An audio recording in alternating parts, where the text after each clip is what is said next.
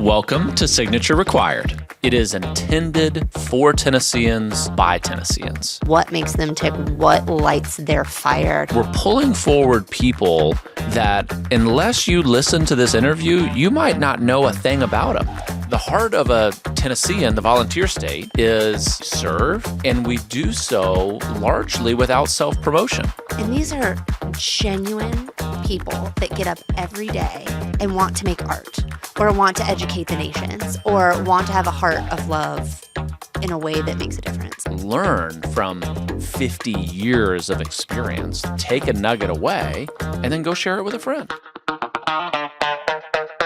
Brian Straessle, welcome to Signature Required.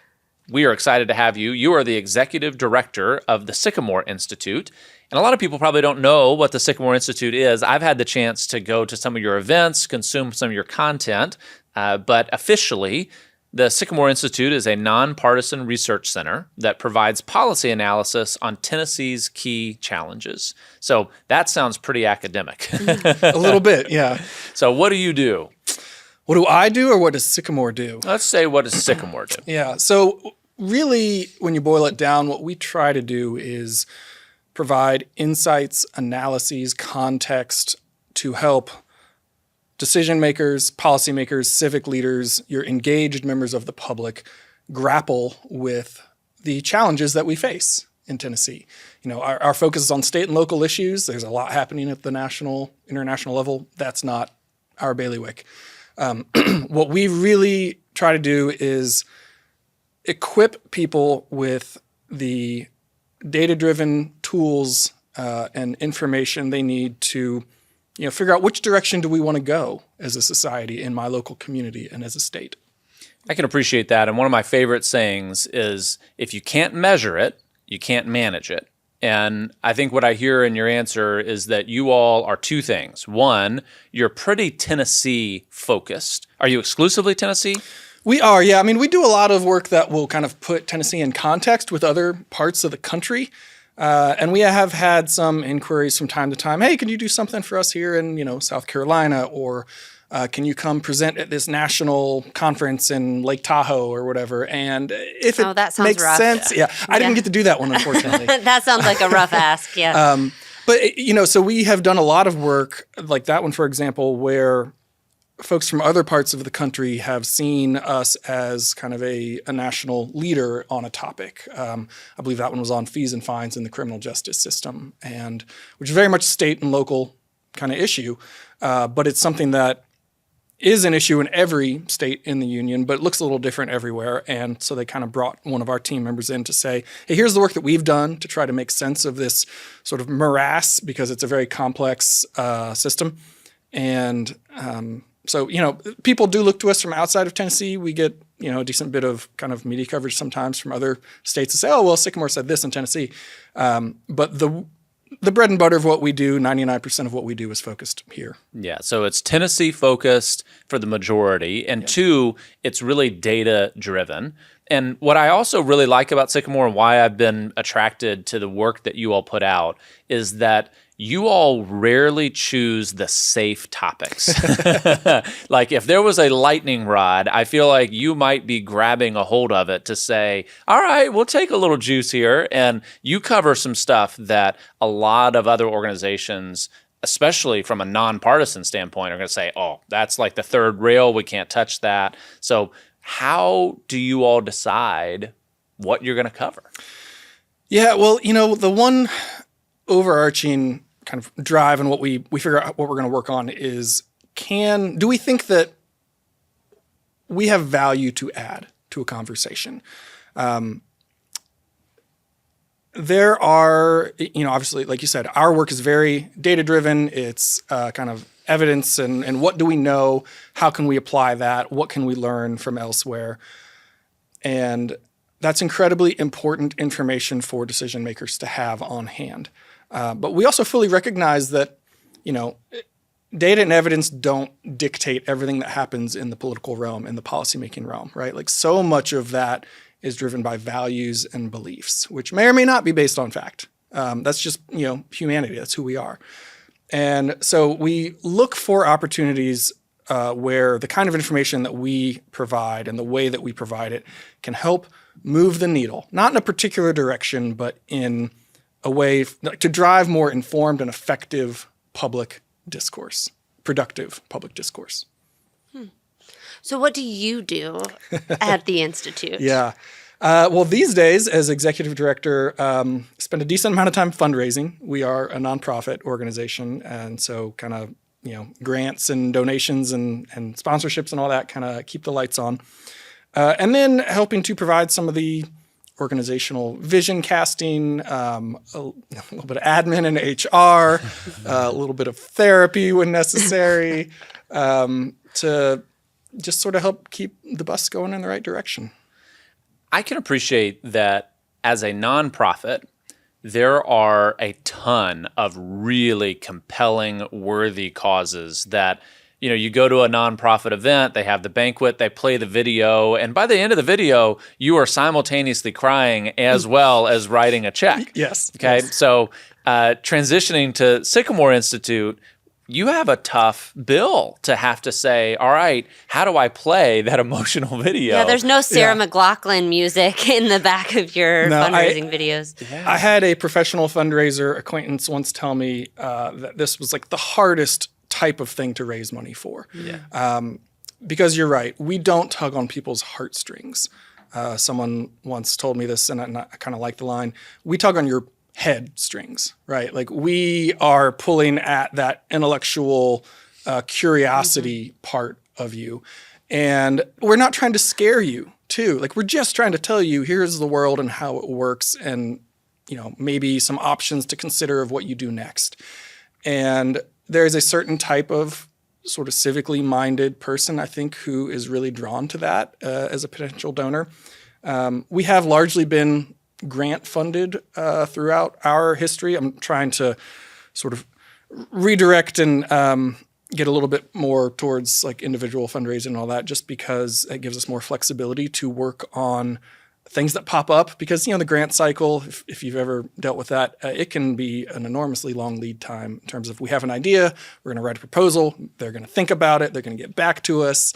And then finally, maybe 12 months later, we can start working on the topic. And maybe it's still timely and relevant, and maybe it's not. I can see how that would be uniquely challenging when we have this 24-hour news cycle. It is rapid fire trying to respond in a political mindset to things that you think are coming in a couple of years. Mm-hmm. As we're taping this, we're in the middle of an election season, and I think people feel unbelievably saturated with political content. But what I hear you saying is you're not trying to throw things at them to be just another source of, vibrant color. You're trying to help educate them and bring it a little bit more home. So how do you do that for the moms in the pickup line and the dads trying to run kids to appointments and to and from work? How is this accessible to regular Tennesseans, maybe not the people that are in the legislature? We care a lot about making sure that the work we do is accessible to everyone, regardless of your level of expertise or your political perspective. So, our staff and our board of directors comes from across the political spectrum. And what that does is it allows us to see each other's blind spots and come up with ways to talk about, as you said, kind of hot topics, sometimes thorny topics, in ways that are not going to inflame your political alarm bells and have you say, oh, you're some of those people, I'm going to stop listening. So that's on the political side. On the kind of, speaking to the layperson side, we structure our reports in a way that, unless you see it from the inside, like you probably don't notice, it's subtle, but at the very, very top, there are like key takeaways. If all you have is 10 seconds to see what is the gist, key takeaways are right there. And then throughout the report, we actually, we use headings and subheadings. We will bold the first sentence of every paragraph because that's the most important sentence of that paragraph. It's kind of an upside down pyramid. And then within each section, it's another upside down pyramid where the most important information is up top. Mm-hmm. And if you don't have much time, you can skim it. We've got a lot of data visualizations to help people who learn that way. I'm one of them. But if you do have time to dig in and get everything, the detail is there, the limitations of what we know and can safely say are there. And then we've got our list of sources at the end, which sometimes runs into the hundreds if you want to go do your own continued reading with links to that kind of stuff. So maybe we'll just choose 2 topics, maybe not the most third rail topics, but just talk about some of the work that Sycamore is doing to put it into focus.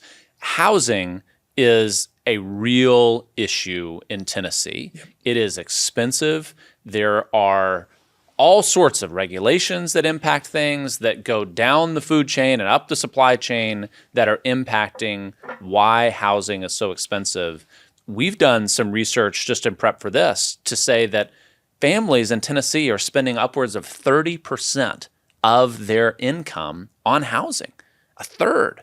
So talk to us a little bit about housing and some of the research that Sycamore has done to take us beyond the surface level and into actually what are the root causes of what's happening?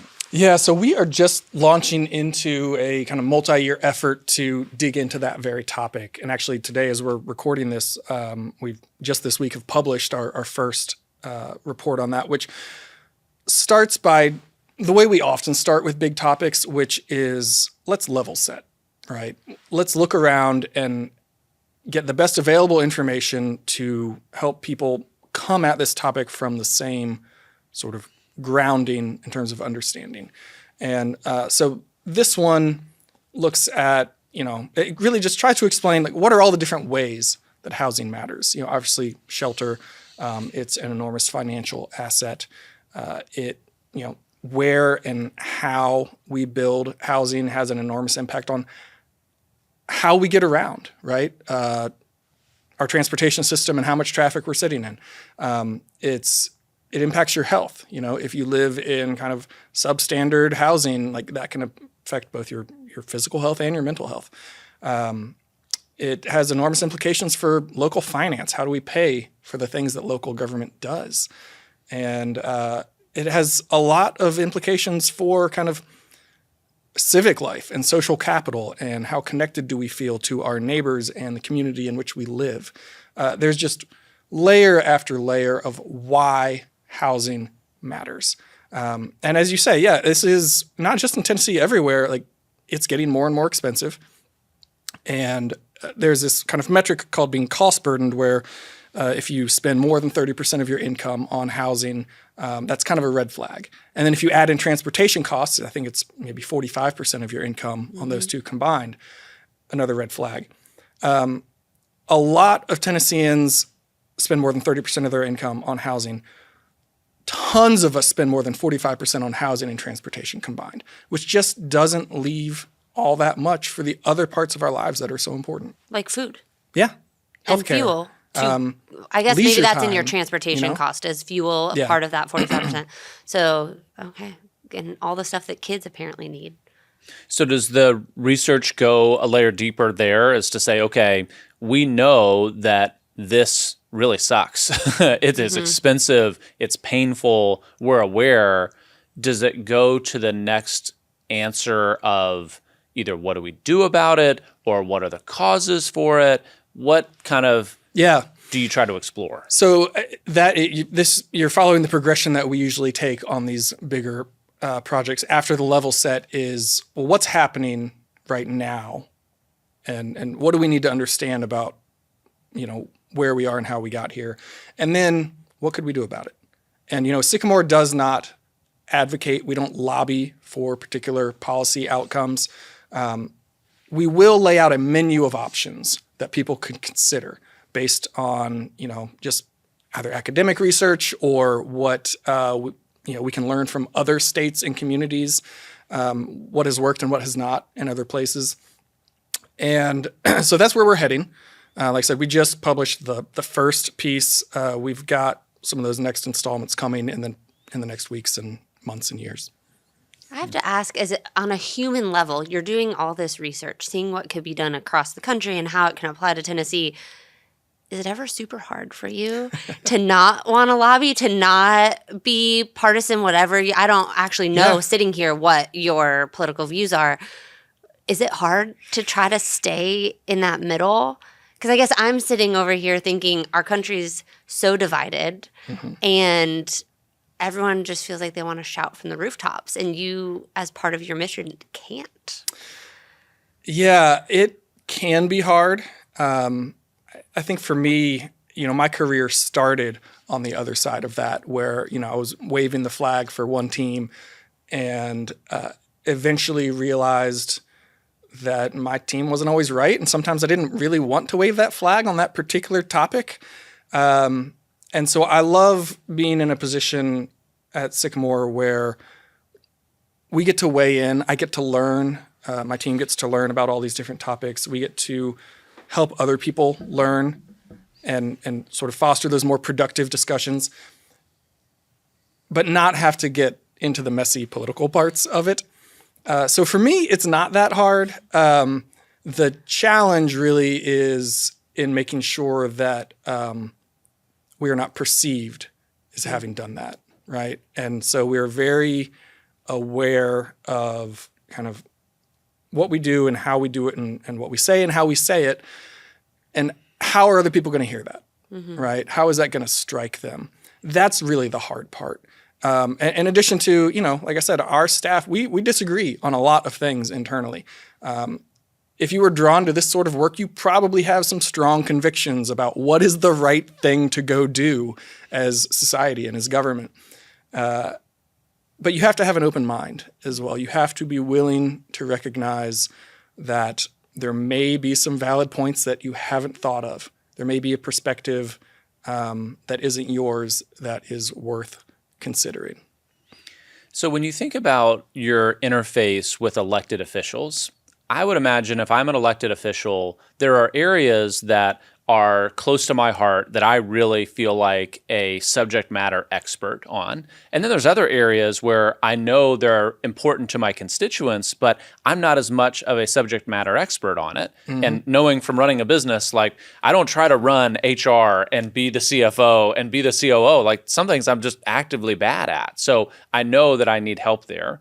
Do you have elected officials, can they openly come to you and say, I need you to write this legislature, this piece of legislative action. I need you to inform this opinion. How far can you go into supporting an elected official, and what are the rules and regulations around that? So there's been plenty of instances where a state lawmaker or local official said, hey, I have questions about this. Can you help me understand it? And sometimes that is one-off little, here's the best information we could find, or here's some data on this. And sometimes it leads to a much longer report that ends up going up on our website, free for everyone to visit, sycamoretn.org for those of you listening. We are always willing to be a thought partner, to be a wall that you can bounce ideas off of. We are never going to walk into a lawmaker's office and say, here is this model legislation that we think you should go implement, right? Now, if they said, hey, I'm trying to come up with a bill to do X, I saw that you guys have done some work on this. Can you help me think about the best way to go forward? Yeah, we'd be happy to do that. It's a fine line, and it's a little bit more art than science, I think. This is a human business, and we don't. The world is not as black and white as many of us want it to be, both in like policy and what should we do, but also on something like this where, I think if my gut tells me this is we shouldn't touch that, that's a hot stove, maybe we'd stay away from it. But otherwise, we lean on other folks on our team, our board, to kind of tell us, hey, you're going up against the shoals. There's rocky waters there. Maybe be careful or not. So I think if I'm in your shoes, there's some level of interfacing with the decision makers, but maybe you're more trying to influence the public at large and key influencers that can then get into the ear of the legislature. I'm just trying to see a little bit of both. So I see our audience in four categories, really. The first is policymakers, so those elected officials, the folks who work at agencies, the people pulling those levers of power, right? The next is what I kind of call policy influencers. So these are advocates, lobbyists, people who, for one reason or another, are going and trying to convince those decision makers to do what they want, right? The next category is journalists, right, who are often using our work to kind of help inform or add context to the stories that they provide. And then finally, it's those civically engaged members of the public. We're kind of the opposite of clickbait. We are not reality TV. Like, we're not a mass market kind of product, right? You'd raise more money, Brian. Yes, but the mission would struggle. And so I think each of those last three are sort of, they in turn, put influence on the policymakers, right? Whether you're voting or kind of setting the agenda as a journalist, or going and actively lobbying if that's your gig. Because ultimately, our work is about the policy, right? What are we doing? Could we be doing it better or differently? Is this what we want to be doing? Are we getting the outcomes we want? Is this working? And the folks who have been elected to those offices or appointed or gotten the jobs within the government to work on all those things, they're the ones doing that work on a daily basis.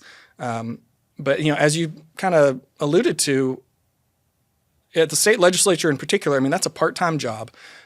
They have other full-time jobs that they do, which are often not at all in the fields with which they are focused on when they're in the legislature. And then they're only in session maybe 4 months a year. And when they've got thousands of bills that they're considering. So they don't have often a lot of time to really dig into things that they don't already know a lot about. And that's why an organization like the Sycamore Institute can be helpful by serving as a resource and saying, look, you don't have time, you don't have the staff to go do tons and tons of research on this, but you know who we are and you know the work that we do and the way that we do it. You know that we are credible and reliable in terms of the information we provide. And we have something here that can help you kind of wrap your head around a topic, and then you can figure out what you want to do from there. I love all this conversation about metrics. And Spencer, you were saying if it is measurable, it can be managed. My question for you is, how do you measure success? Because this is a really important thing that you're doing, is providing data, helping people make good decisions. You have such a broad market of civic-minded folks, whether they be in the legislature or personal citizens or journalists, et cetera. How do you tell someone, we did it, we made it? Man, y'all are really hitting on all the things that we grapple with. It is hard because we aren't saying, go pass this bill, and when that bill passes, we get to say, yay, we did that, right? Yeah. That's not the role that we play.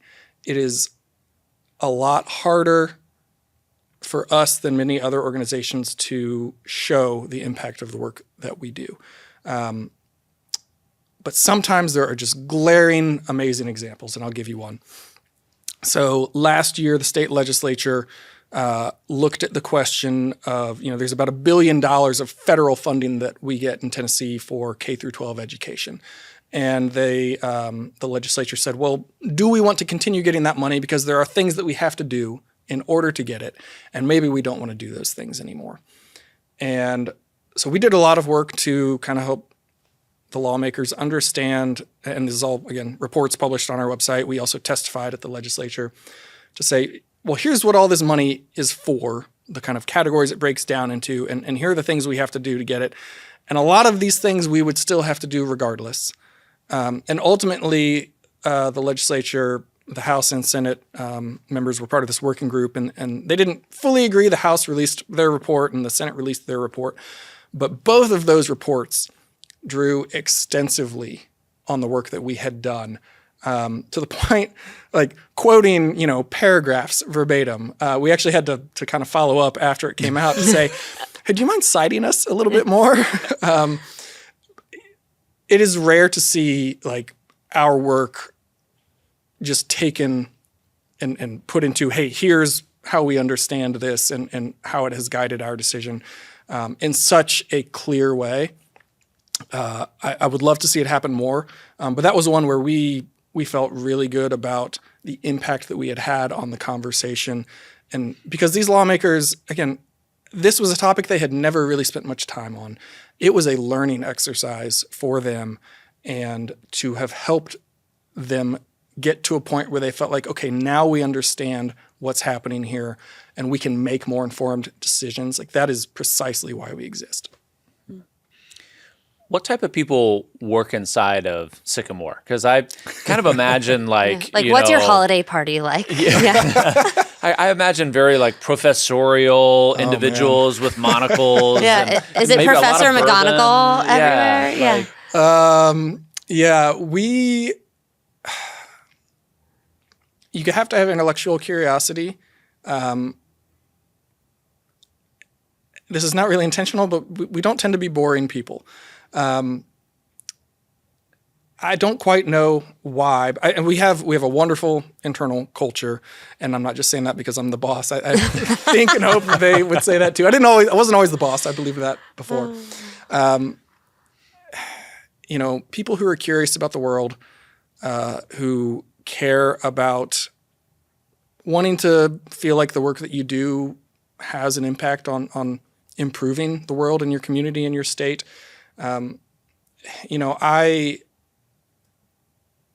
I spent 8 years in Washington, D.C. after college, and it was a wonderful experience. And anybody who's interested in policy, I would encourage to go do that if they are at all inclined.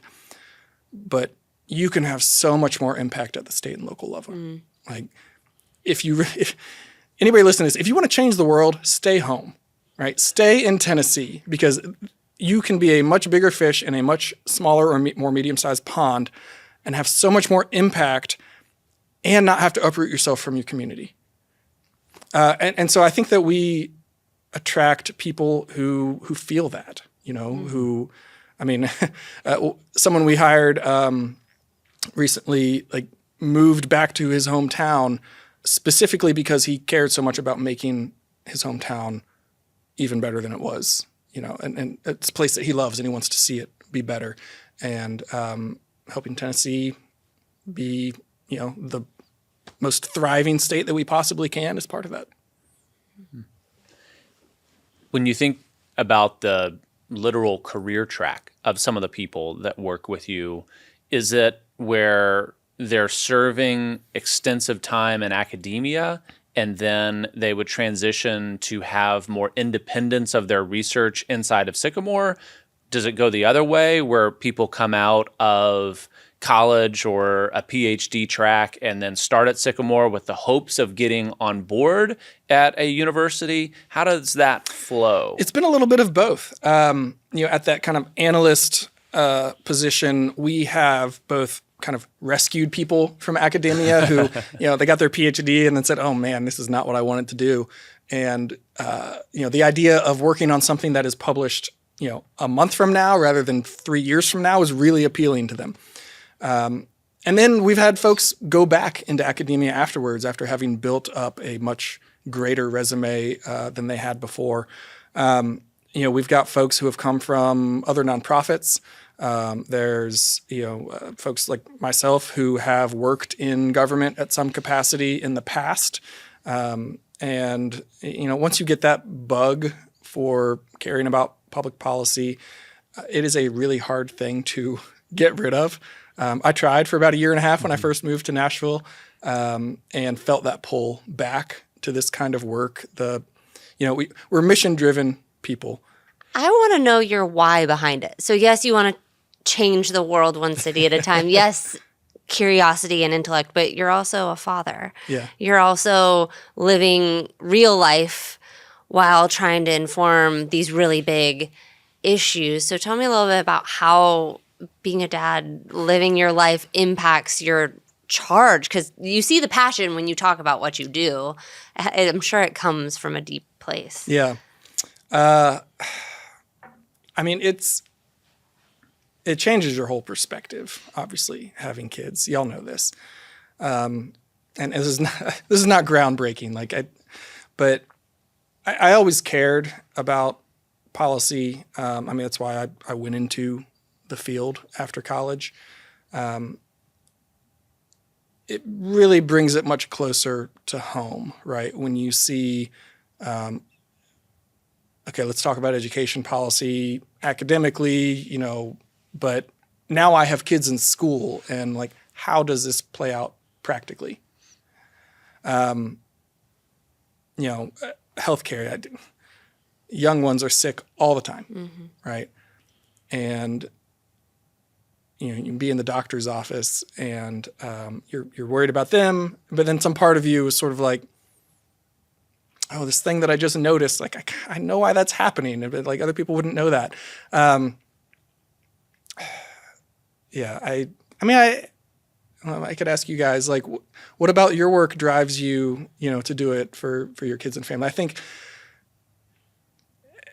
for anyone who is lucky enough to be a parent, it is this like motivating factor in anything that you do. We talk at Sycamore about something we call the roots of a thriving Tennessee, which is basically our attempt to boil down what are the things we all want. Like we disagree on so much, but we all want good health. We all want social and financial well-being, and we all want to feel like we have a chance to make a meaningful impact on the world around us. And we all operationalize those in different ways. But if you have those four things, like, you're going to be pretty well off, mentally, physically, financially, socially. And,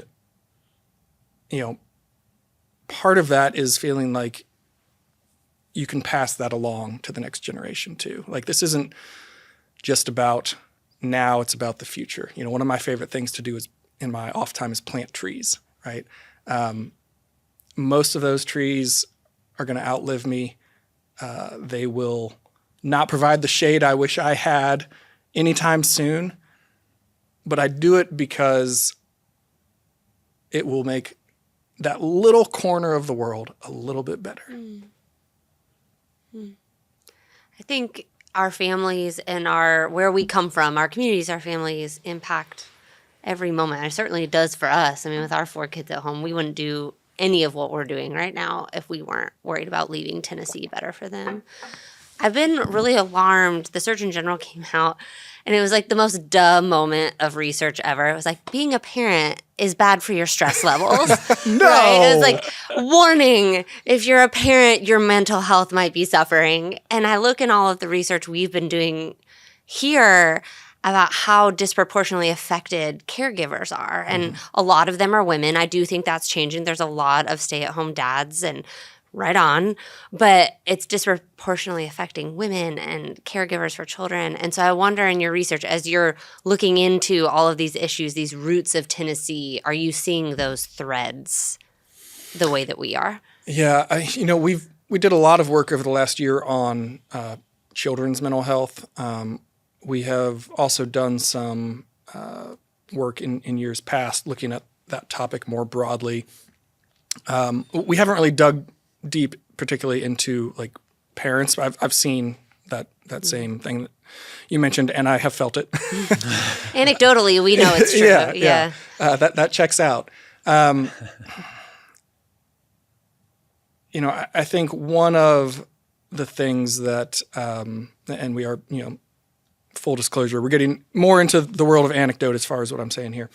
One of the challenges that I think we face today is it is really hard to do the sort of things like raising a family without a community around you. And we just aren't as rooted in communities as we used to be, years and years ago. I moved away from home, didn't move back. And then once we started to have, decided we wanted to have a third child, it's like, let's see if we can move an in-law here to be around, and, we can help her, she can help us. And that sort of thing just infuses your whole life, right? the, do you have time to go to the grocery store? Can you take your kid with you? I've had, my kids being sick recently the last couple of weeks. And so now your routine has to change. You stay home with them, but also still trying to work. If I could snap my fingers and sort of make change one thing, it would be probably that we designed our lives and communities more around rooting people, in a community so that there is a net to catch you when you trip and fall. Whether that is friends and family, your neighbors, whatever it is, we all trip and fall sometimes. And, there's a role in policy for that. There's tons and tons of programs, agencies that seek to do that. But I think that civil society aspect of it too is just incredibly important and often not as appreciated as it should be. Is that a big pillar of your research into youth mental health? That's a topic that's super close to Spencer and I that we're particularly passionate about for personal reasons. So is it based on that community development piece, or what are you finding? Because everyone's talking about social media. Everyone's wondering if it's chemical, situational. We had the Covenant shooting, which there's been a huge spike in the Nashville area of mental health challenges amongst youth just after that. What is your research focusing on? So we have not done a lot of work trying to sort of quantify what is the reason for all of this, but more documenting all of those numbers are trending in the wrong direction and have been for quite a while. And then what are all of the kind of efforts that exist within state government to try to alleviate some of those challenges, to address them, to treat them or prevent them? And then what else might we do, right? What are things that are working in other states? One of, honestly, the biggest kind of pieces in that last report we did on the topic that sort of laid out, here's some options to think about going forward, was let's step back a minute and assess, because there have been dozens and dozens of pilot projects within the state that are very targeted at a particular county or a particular subset of a population. And it does not seem like there has really been a concerted effort yet to take a step back and evaluate what is working and what isn't, and put more resources towards what's working. So I think that is something that we have heard from some lawmakers and some other folks in state government, is that they hear that resonates with them. And so I think in the next couple of years, hopefully you'll start to see some more steps in that direction. Yeah, I'd be hungry to read that research. I truly would. Yeah. Maybe just as you talk about the intellectual curiosity that exists inside of Sycamore, if you are speaking to an audience that has never read anything from Sycamore and doesn't spend a lot of time reading academic papers pointing to data sets, maybe if you could just spend a minute or two to speak to your average Tennessean to say, here's a topic that we've either recently done some work on or working on that might be something that showcases something that Sycamore does particularly well. And maybe it might be a little more accessible or just impactful for where you see Tennessee today. Is there something that comes to mind where you'd say this is a great representation of the types of work that Sycamore does? Man,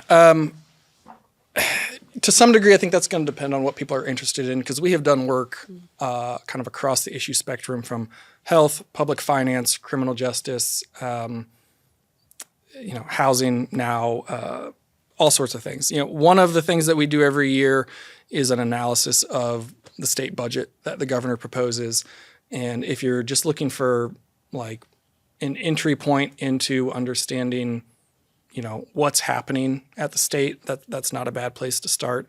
We publish every few years, updated a kind of primer on the state budget, the process, how it works, where the money comes from and where it goes.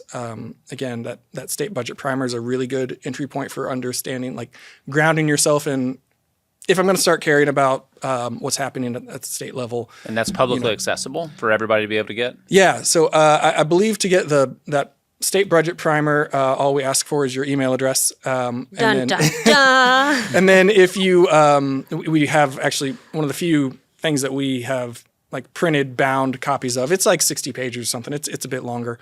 And we'll sell those for $25 and mail it to you. The vast majority of the work that we do is available on our website for free. No email gate, nothing like that.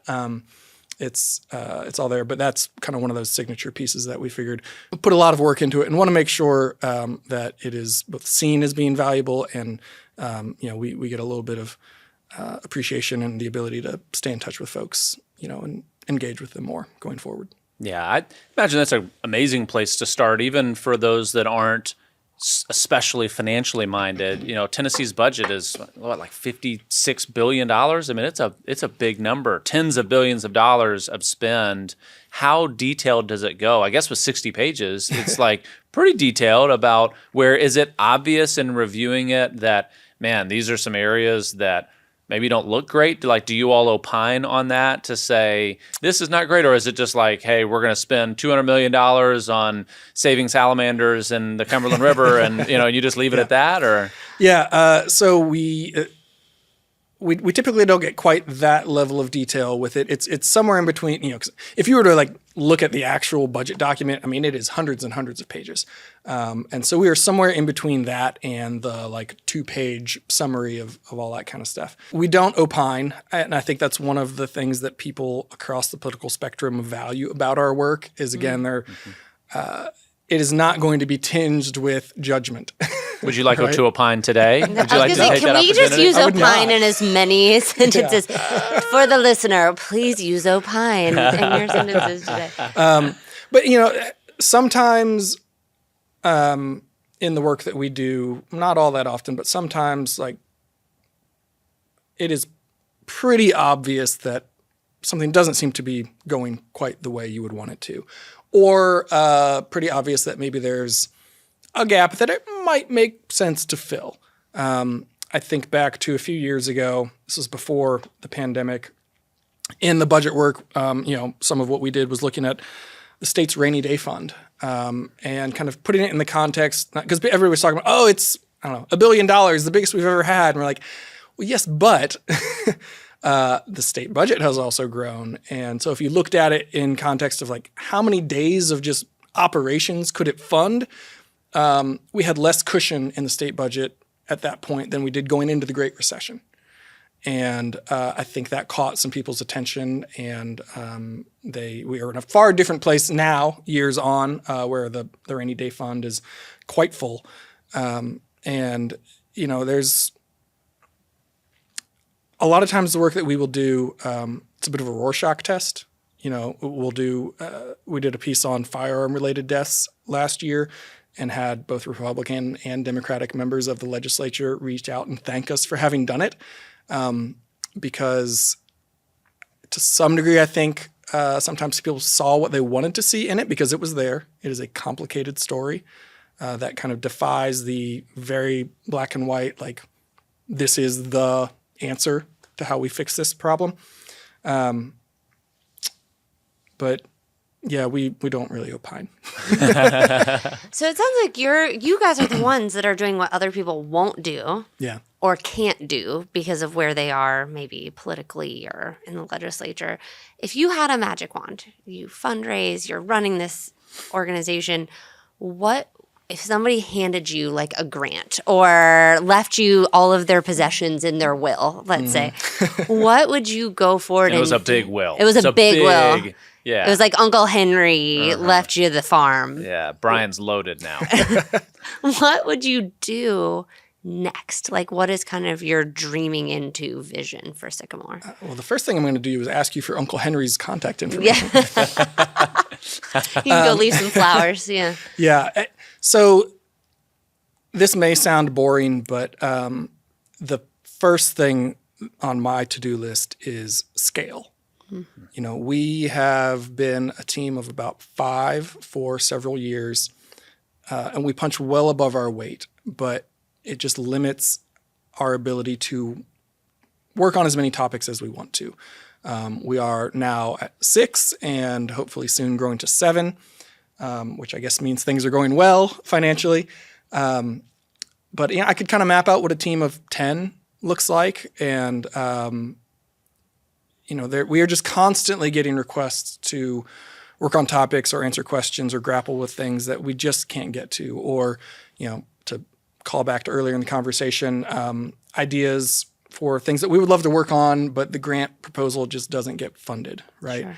And so, yeah, if none of that was a concern, we would have more people on the team doing more of the work that is very highly valued by the people who consume it, and just making a bigger impact.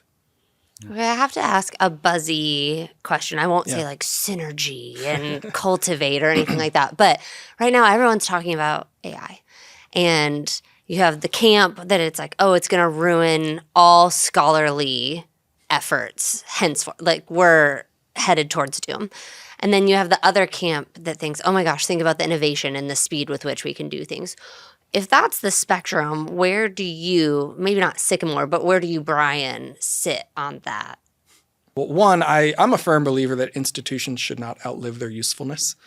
I do not think that we are anywhere near that with the Sycamore Institute. But if we ever were, then like great, like you have a mission for a reason, and once you achieve it, go do something else.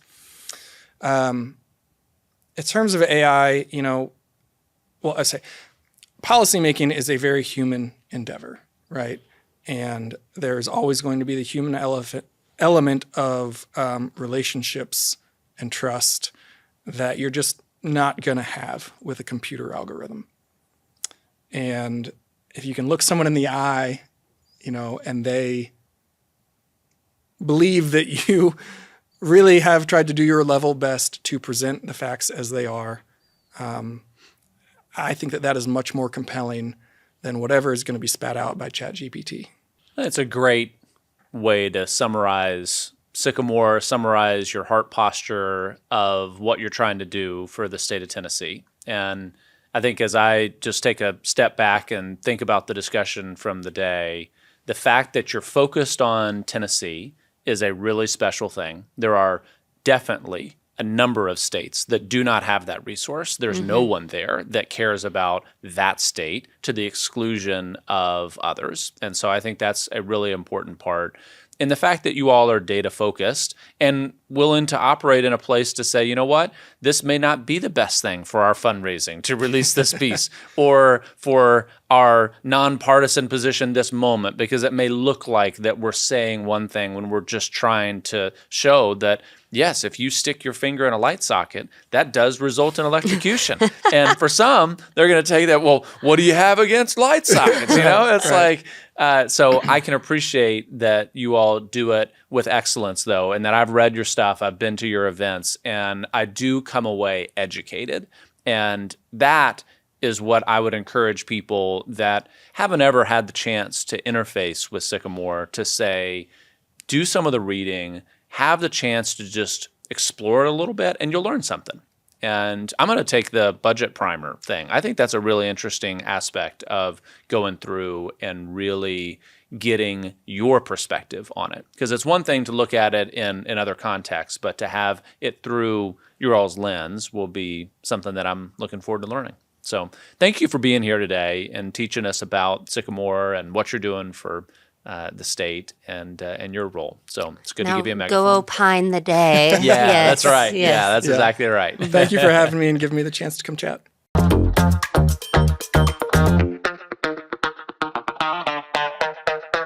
Brian Straessle of the Sycamore Institute. It was good to have him today. He was speaking to real data that matters to Tennessee. And that is not something that you can find when you just pull up the news. Sure. You're going to find data. Maybe you can believe it, maybe you can't. And it's definitely not related specifically to Tennessee. And And I think the work that he's doing is getting noticed by legislatures and decision makers, and it's interesting to see that. I really appreciated him talking about the roots of what it means to be a Tennessean and how they really focus on flourishing and what that looks like, regardless of where you are socioeconomically, regardless of your race, regardless of what part of the state you're in. You guys were just talking on the way out the door about the training our team went to with Sycamore. You should talk about that a little bit. Yeah, the annual event that they did, they had a specialist about the migration trends of how our country was founded. And they had this color-coded map, and there were probably 15 different colors, and it shows how people settled the United States. And the people that we now know as Louisianans today, right? Swamp people, a different dialect, totally different culture. Why? And he went and spent about 10 minutes on each of these different groups. The audience was most interested in the ones that swept across Tennessee, but even across Tennessee, there are 3 different types of Tennesseans. And it depends upon the immigration patterns of where they originated from, the dialects, and in some cases, the terrain of what skills they had to have. And so it kind of connected a light bulb to say, okay, yeah, I understand why that part of the state or that part of the country talks the way they do, values the things that they value, has political beliefs that they do. And in almost every case, they were traceable to where that group of people originated from a couple hundred years ago. I think the key word of all of this was not opine. It was context. So what you're talking about that our team went to versus what he's trying to do for housing, he's trying to provide context for things that we all perceive but we can't quite put our finger on. He's giving the backstory so that we can be more educated about things that are truly impacting our bottom line on our family budgets, our day-to-day lives today. And, you know, it's kind of thankless work, and I'm so grateful he's doing it. Yeah, if you present data alone, you're really not presenting what's necessary to get people's attention. You have to connect a story with the data. And I picked that up today. And their research has that same connection to tell a little bit of a narrative, not in a partisan way, but to help put some muscle around the basic data that if you're not told how to read through it, you might look at a chart and say, okay, there's nothing I can grab from that. But even how they do infographics is really worth seeing. Okay, I know that as I read it, but upon seeing it, it makes it like so much more clear of, okay, this is a problem that we need to know more about. I'm curious for you, Spence. So former debater, and I say with great love, debate nerd, because I think nerd is a compliment, not an insult. But does your inner debate nerd, as he's sitting there saying, we're truly bipartisan, we're not fighting for one side or the other, we're trying to give you the context and then a way out. Does your former debate self think, would you ever do something like that? Or do you feel much more like, no, I'd have to fight for a side? I think the biggest challenge in the answers that I heard from him on that is, how do you know that you're winning? How do you know that you're making an impact? And he, I think, adjusted himself in the seat as he was trying to think through the real way to articulate and say, we wrestle with that because It's not as though they can point to a single bill and say, we got this done.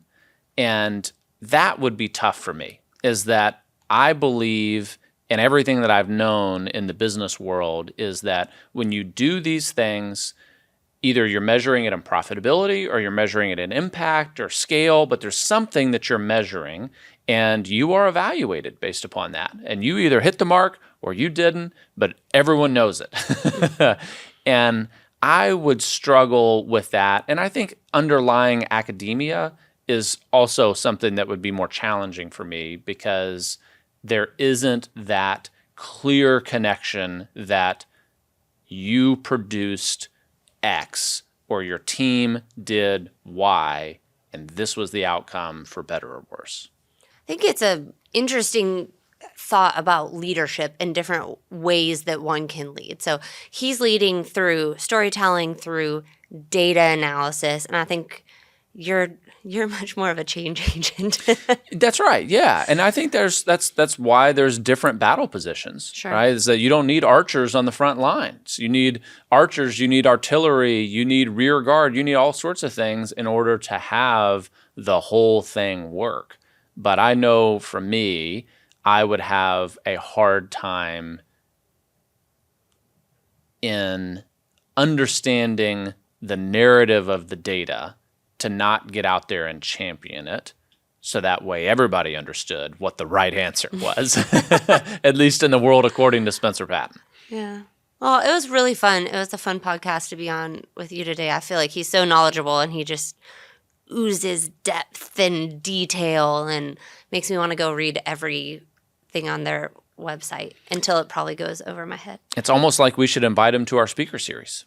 But I think a lot of how people react to this podcast today, we're going to pick a specific topic with him because they do so much interesting research. It'll be really fun to see what comments we get here so that we can drive that narrative for what people might want more of.